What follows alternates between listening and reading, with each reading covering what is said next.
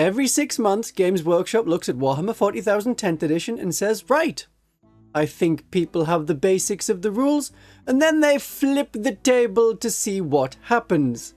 So we're on the 5th version of Cult Ambush, and this is the biggest change yet. I really thought that relearning the rules every time I change faction was a 9th edition thing. Well, buckle up, it's about to get faster. The rules change every 6 months and the points change every 3 months. Not anymore. In 2025, every 3 months the army rule can change, the detachment rules can change, the unit rules can change, and your horse swapped out for a very similar looking horse. But with totally normal, not Genestealer Cult claws. And that's not counting all the codexes that come out. It feels overwhelming on days like these. It makes me certain that I need to rein in the number of armies I play and the amount I buy. Such feelings will fade. Today we have points changes to Cult Ambush, but we plan the ambushes, core rules changes that affect our hand flamer tactics, detachment shift but maybe not enough, and stratagem changes. If you don't like any of the changes, give it 3 months and it may be very different. That is the upside. Battle Sisters are already done. I mean, I've done their video.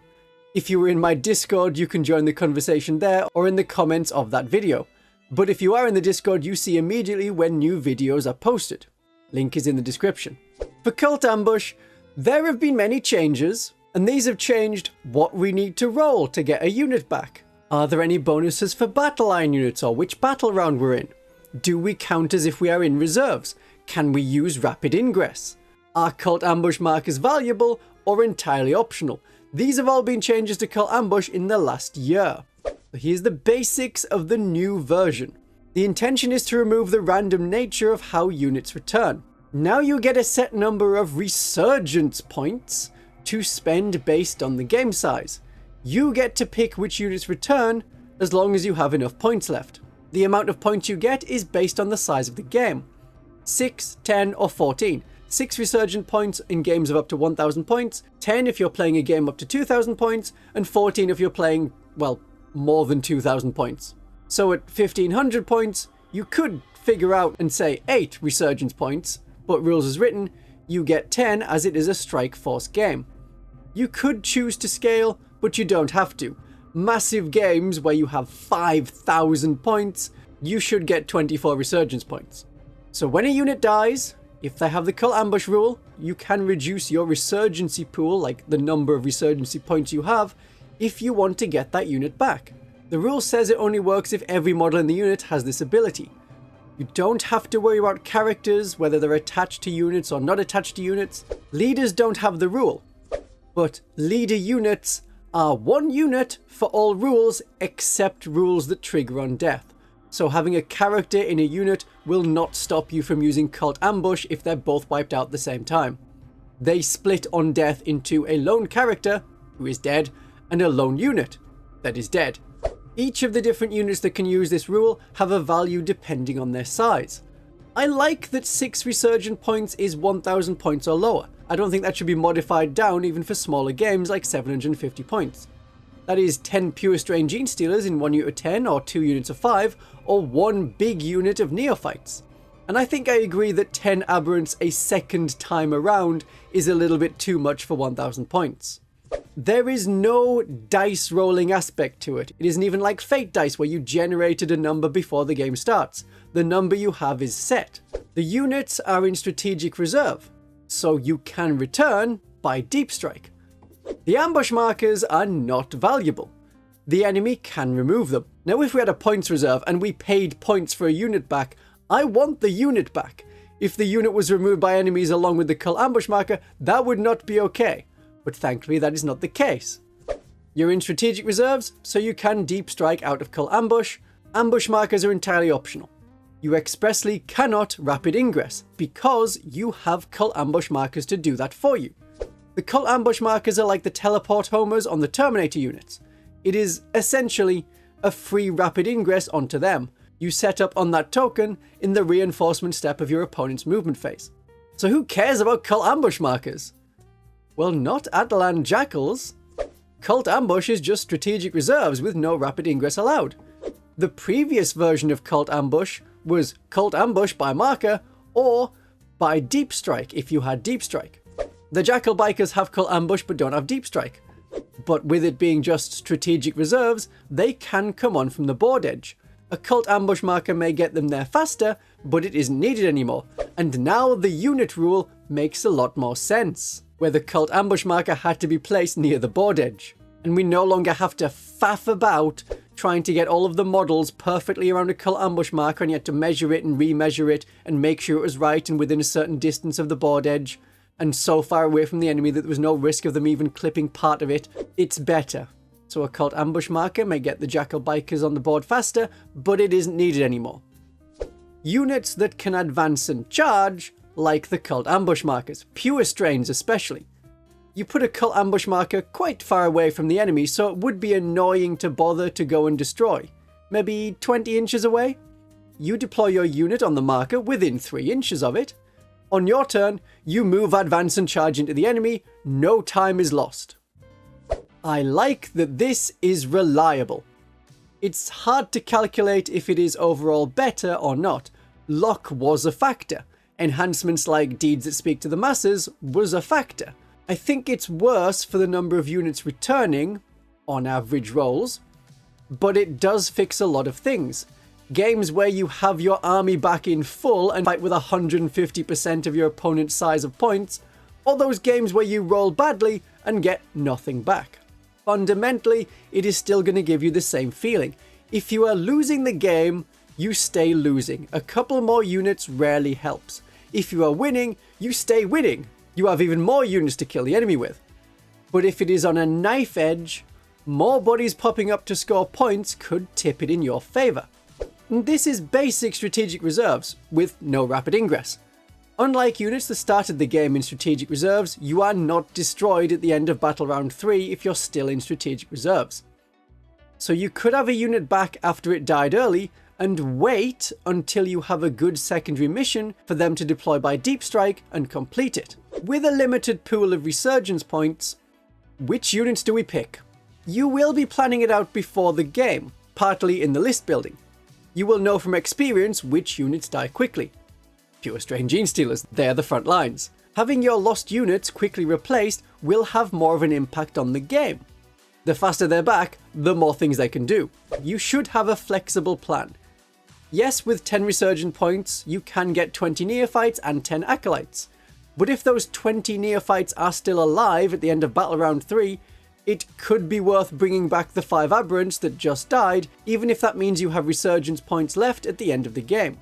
You have to make the decision when the unit dies. Either it comes back, or it is gone forever.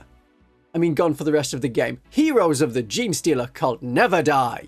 You don't get to die, because you can bring the same unit back multiple times. Those 5 aberrant smash, they get knocked down, they get back up again, they get knocked down, they get back up again. You are now out of resurgence points.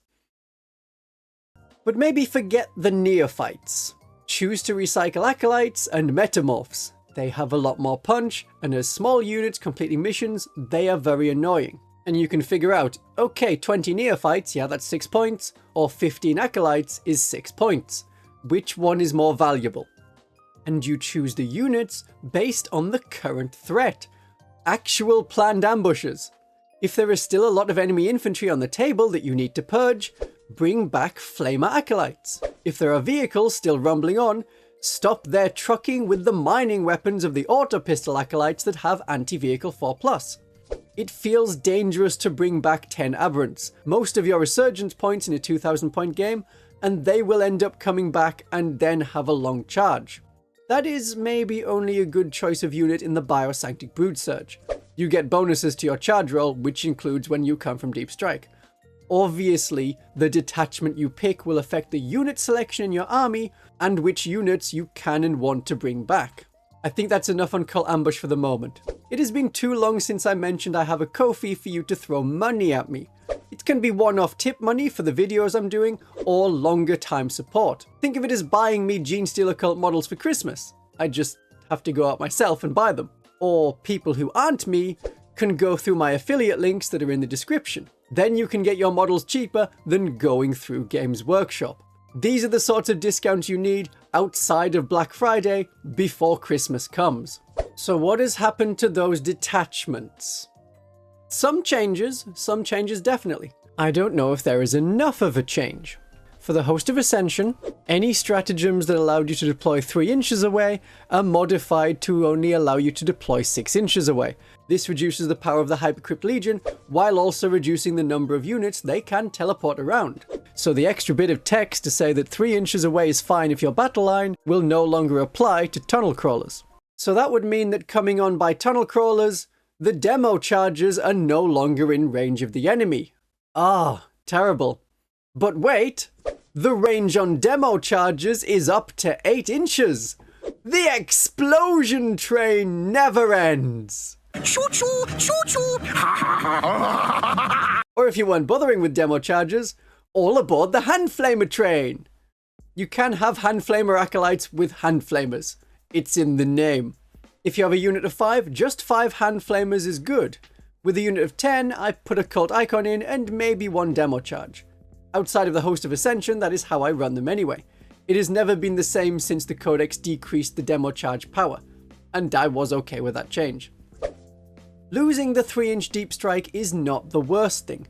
We have a lot of viable detachments and hopefully get 1 more in December. The good thing is, it stops all of the enemies from deploying within 3 inches of us. And as a horde, we have a lot of bodies, and it is much easier for us to prevent a 6-inch deep strike. So there's no worry of a Caluxus assassin dropping in 3 inches away to psych out the Patriarch, as I suggested in a recent video. There is even less need to have a Clamavus. Only the Brothers Auxilia was struggling as a detachment. All the others were seeing play beyond a casual setting. It isn't like the Adeptus Sororitas Bringers of Flame, who is now having a big rest after their back gave out from carrying the Codex after its launch. The changes to Cult Ambush will affect the regimental reinforcement stratagem in the Brothers Auxilia, because there is no longer a requirement for the unit that's in Cult Ambush to come back by Deep Strike or by Cult Ambush marker. Your unit is in strategic reserves, so when you have a 20-man strong infantry squad or 10 Kazakin, and you actually pass that 3+ to put them into Cult Ambush, they can come back on from the board edge. I know that what we wanted was a bigger rework to the Brothers Auxilia, as so many of the stratagems are not good. In the Shadow of Iron is pointless when the Cult Ambush markers mean so little. Acceptable losses is too much at 2 command points. Suppress and Overwhelm is like, oh, you can reroll charges, but we have rerolls for that. There's a stratagem that just does that for us. And there's no point stopping enemies from doing Overwatch if they already fired Overwatch in the movement phase. But one stratagem getting better is something. In the Xenocreed Congregation, the enhancement Deeds to Speak is changed. It is no longer letting you re-roll some dice, but only sometimes, and only on battle line units, and only once. It has become much more valuable after I spent a lot of time explaining to people that it wasn't worth taking. You get 2 additional resurgence points. So for 25 points as an enhancement, you can get a 70-point unit of Acolytes back. Or you get 5 Aberrants instead of 5 Jackal Bikers. You don't have to have the character on the table at the time. You don't need to have them alive at the time those Acolytes died. I don't think Games Workshop thought this through. This is a brilliant enhancement. It should be like 40 points, but it isn't. But have they fixed the other stratagems? Well, no. Downtrodden Rise does nothing. With this version and the previous version of Cult Ambush, you have Deep Strike. Losing the Cult Ambush tokens, all of them, does nothing.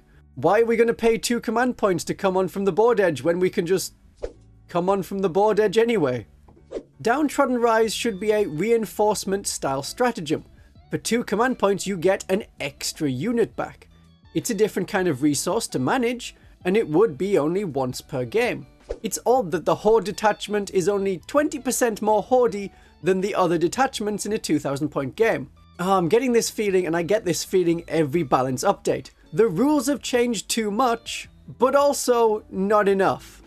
Maybe Orc players think there's barely any changes, But maybe Orc players should update their 40k app and take a look at the Breaker Boys and new Tank Busters, In this detachment, you want to spend your Resurgence points on Acolyte Hybrids and Metamorphs. With Tireless Fervor, you have Advance and Charge. And if you're attacking an enemy that's in combat with one of your characters, you can reroll the charge. This is where the units that you bring back gets more obvious. This is the Acolyte and Metamorph detachment. You bring back Acolytes and Metamorphs. In the Biosanctic Broodsurge, you will want to bring back Aberrants and Genestealers. Fewer Strain Genestealers like Cult Ambush Markers, as I said. And the Aberrants, well, they just enjoy the detachment rule. You get +1 to charge. So you can come back through Deep Strike and you are now making an 8-inch charge. You can make that a 7-inch charge with Stimulated Biosurge. You include the one unit you are charging. There are no other changes to that detachment. The Outlander Claw has been toned down in its detachment rule. You no longer double the objective control of vehicles and bikes. An objective control 6 Rock Grinder was a bit much. Having +1 is still okay, especially for the bikes. Now it's +1 per model. It is still quite high. Though that +1 is only while you're not battle shocked, so you can't be battle shocked and then still have one objective control. More's the pity.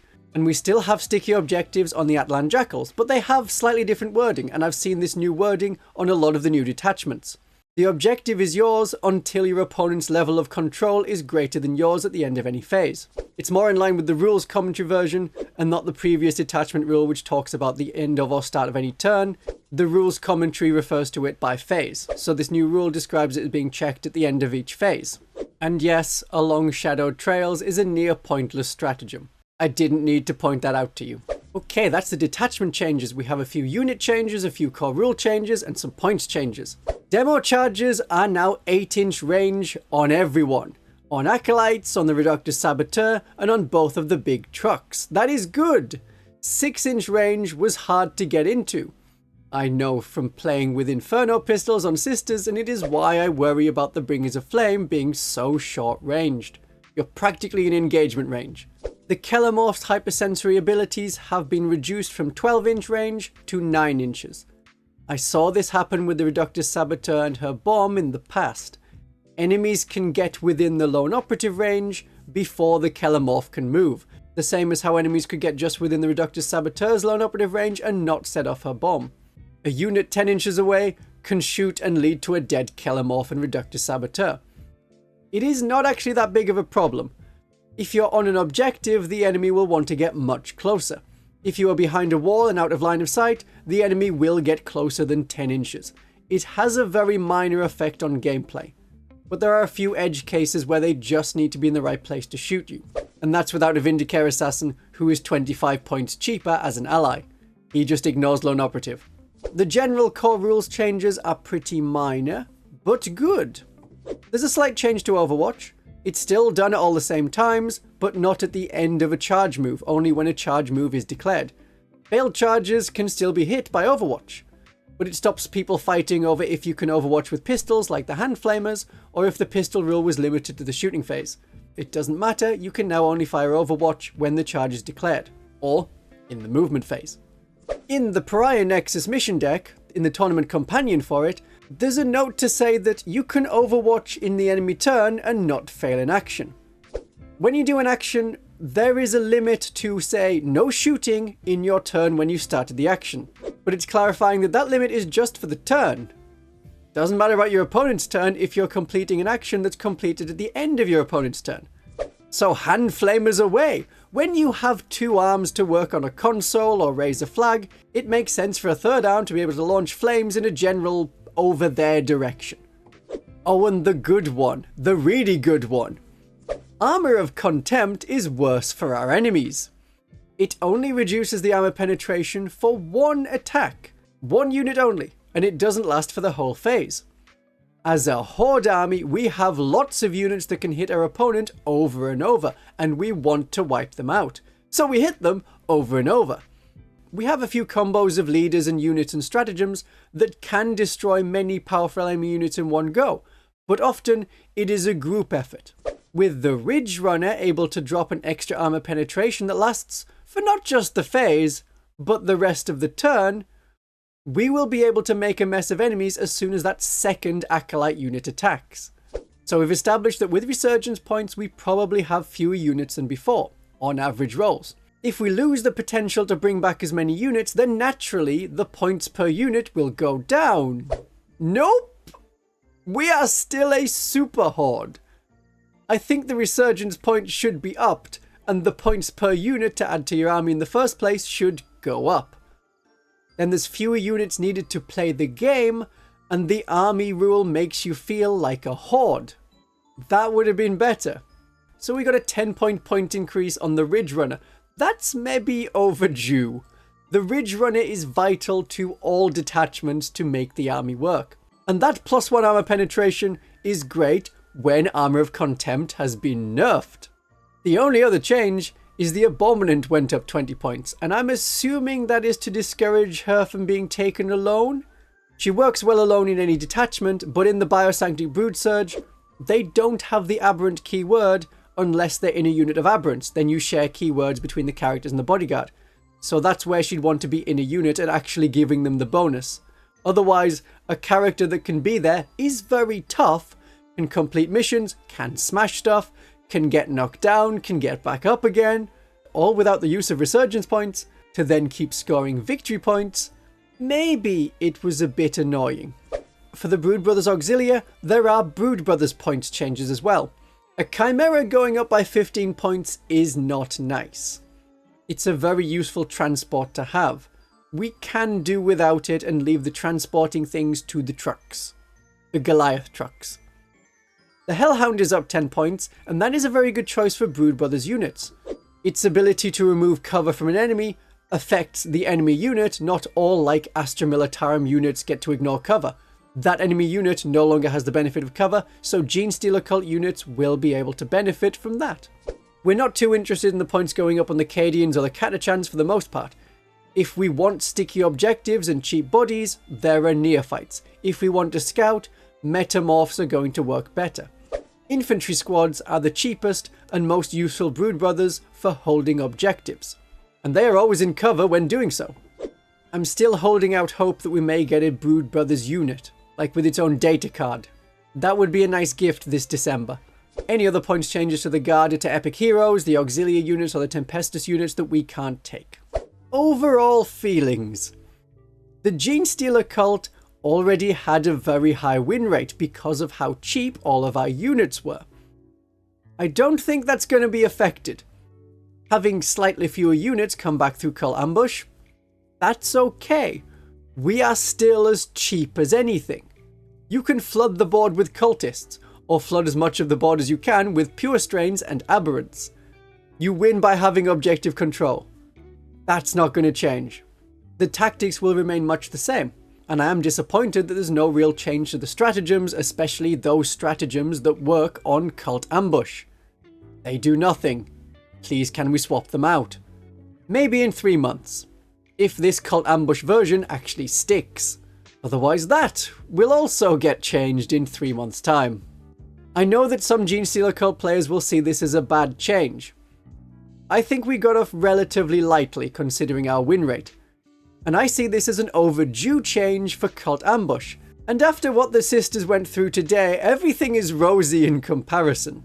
And the Deathwatch players seem very happy with their index, so let's check in on them and the Space Marine changes next. My darlings and viewers, have a great day of 40k.